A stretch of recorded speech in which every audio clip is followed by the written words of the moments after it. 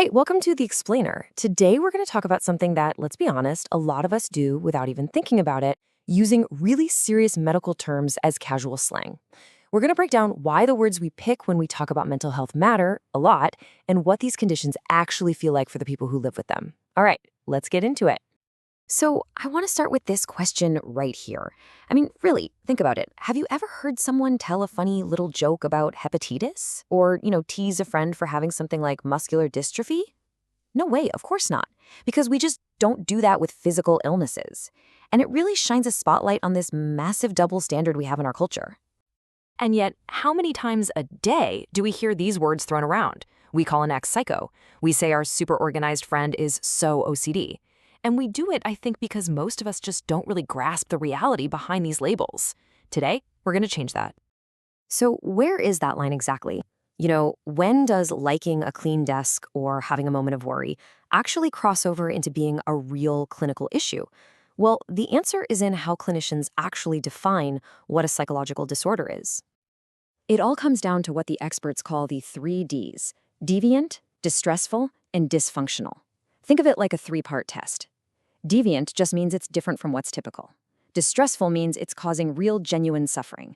And dysfunctional, that's the real kicker. It means it gets in the way of a person's ability to just live their life, to work, to have relationships. All 3 of those things have to be there. And this right here, this comparison just gets to the absolute heart of it. On one side, you've got this casual exaggeration, right? A personality quirk. But on the other side, that's the clinical reality. It's a painful, unstoppable behavior that's driven by this overwhelming anxiety. That is the massive gap in understanding that we really need to bridge. So, to help close that gap, let's go beyond the stereotypes. Let's take a little tour of some of the most common and most misunderstood anxiety disorders. And it's so important that we get this, because this isn't some rare thing we're talking about. Just look at this number. 1 in 5. That's huge. At least 1/5 of all people will have a diagnosable anxiety disorder at some point in their life. That means this isn't an abstract topic. This touches almost every single one of our lives, whether it's through our family, our friends, or even our own experiences. So let's start with probably the most misused term of all, OCD. This has nothing to do with being neat. It is a completely debilitating cycle. It starts with unwanted thoughts. Those are the obsessions, which create this unbearable anxiety. And that leads to these ritualistic actions, the compulsions that a person has to do to try and get some relief. So think about an obsessive fear that your house will burn down, leading to the compulsion of checking the stove, not once, but 20 times an hour. Then you have something called generalized anxiety disorder, or GAD. And this isn't just everyday worrying. This is a constant, free-floating state of tension and dread that can go on for months. What's so tough about it is that often the person suffering can't even point to what they're so worried about, which makes it feel like there's no escape. Now, panic disorder is all about panic attacks. And if you've never had one, it's hard to describe. It's like this sudden explosion of pure terror that feels literally like you're dying. You get chest pains, your heart is pounding out of your chest. It's awful. And here's the really cruel part of the cycle. The fear of having another attack can actually become the very thing that triggers one. And finally, phobias.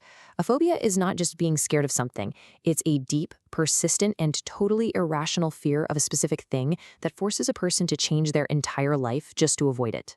A perfect real-world example of this is gyrophobia, the fear of bridges. It's so intense for some people that there's a real service where you can pay someone $25 to drive your car across the Chesapeake Bay Bridge for you. I mean, wow, that's the power of a phobia. Okay, so where does all this come from? Is it something we learn? Is it something we're just born with? Well, science kind of looks at this from 2 main angles. On the one hand, you've got the learning perspective. This basically says our anxieties are a product of our environment. We're taught or conditioned to be afraid of things. Then, on the other hand, there's the biological perspective, which suggests this stuff is hardwired into our DNA and our brain chemistry. The real answer? It's probably a big mix of both. The learning perspective is captured perfectly by that famous, and let's be real, pretty messed up, Little Albert experiment. They took a baby who had no fear of a white rat. Then they started making a loud, scary noise every time he saw the rat. Pretty soon, just seeing the rat, or really any furry object, was enough to trigger intense fear. It's a powerful demonstration of how our anxieties can literally be learned. But then you have the biological perspective. This argues that some of our fears are just evolutionary leftovers. I mean, it makes sense, right? Our ancient ancestors who were a little jumpy around snakes and high cliffs were probably more likely to survive and pass on those cautious genes. We also know there's a genetic link. Twin studies show that phobias can be inherited. And when you look at the brain itself, scans of people with anxiety disorders often show their brains are overactive in areas that control our impulses and habits. So, let's bring this all back together. Where do we go from here? Look, the goal isn't to become the word police. It's much simpler.